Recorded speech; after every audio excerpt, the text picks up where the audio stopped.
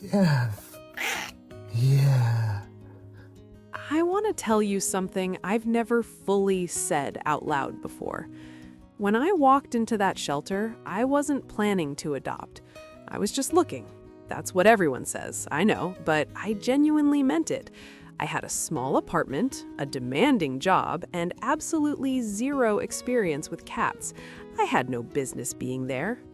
And then I saw him. Not in the way you see a kitten, all wide eyes and tumbling paws and impossible cuteness.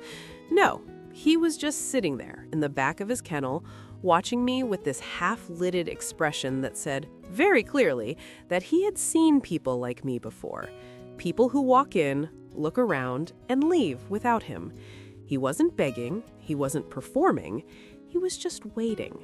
Patient, resigned, and somehow completely unbothered by it all. The tag on his kennel said his name was Bear. It said he was 5 years old. It said he'd been there for 8 months. 8 months! I stood there for a long time. The people next to me moved on quickly. They paused, glanced, and kept walking toward the kitten room at the end of the hall. I watched them go. And then I looked back at him. He was still watching me, that same calm, unreadable expression on his face. No meowing, no pawing at the door, just those steady eyes looking at me like he was waiting to see what I was going to do, like he was giving me exactly one chance to get this right. I filled out the paperwork that afternoon. I called him Milo. The shelter volunteer looked surprised when I pointed to him. She said gently that most people tend to go for the younger ones, that Milo was a great cat, she really meant that, but that he could be a little particular, a little set in his ways.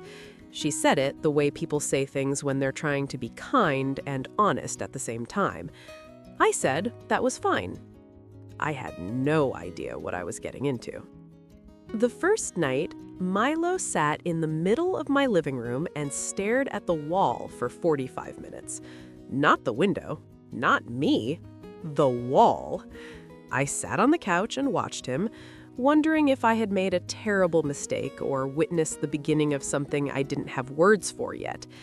Eventually, he turned around, walked directly to my bedroom, jumped onto the bed, and fell asleep on my pillow. That was the end of me having my own pillow. By the end of the first week, he had mapped every inch of the apartment with the focused energy of someone conducting a very serious inspection.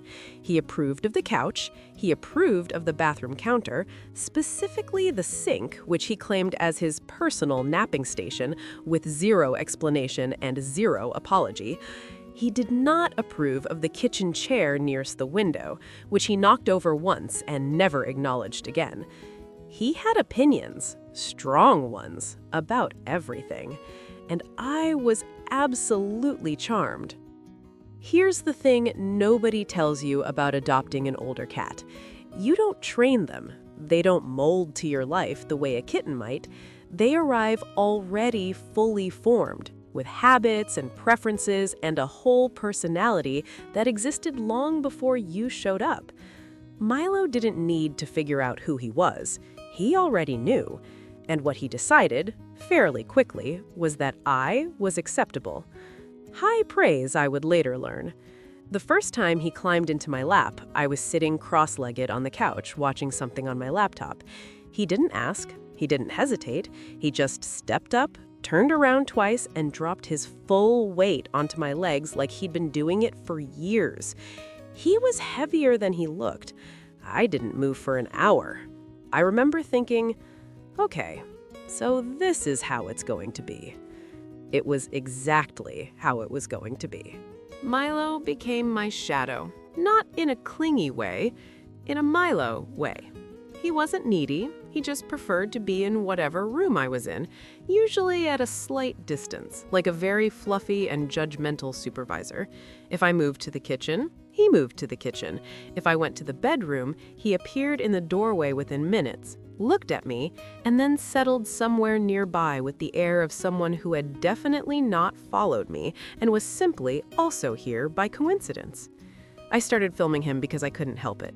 The sink naps, the way he closes his eyes in the sun like the warmth is something he takes personally, the expression he makes when I scratch behind his ears, the slow, deeply satisfied squint that makes him look like a tiny old man experiencing pure contentment for the first time in years.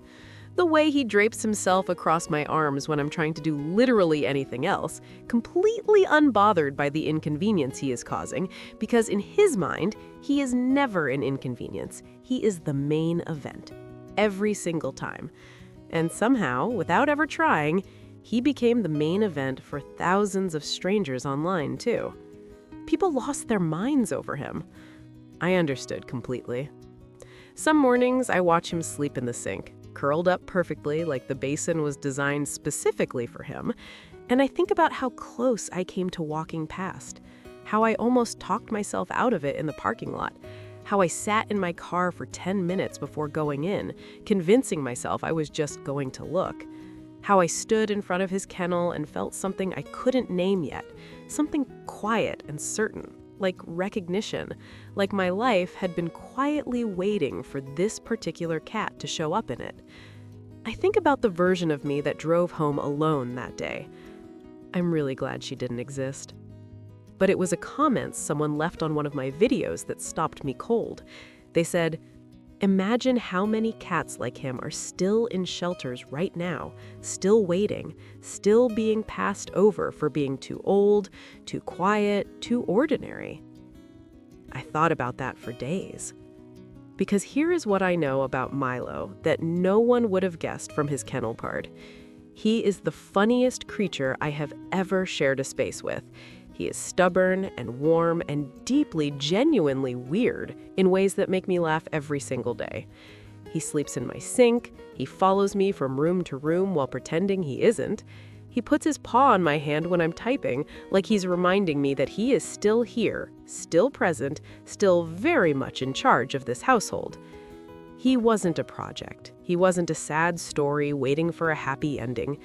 He was just Milo, fully himself, from the very first day. And every morning when I wake up to find him already awake and watching me with that calm, unhurried gaze, like he knew this was going to work out long before I did, I think about the 8 months he spent waiting. I think about the people who walked past his kennel.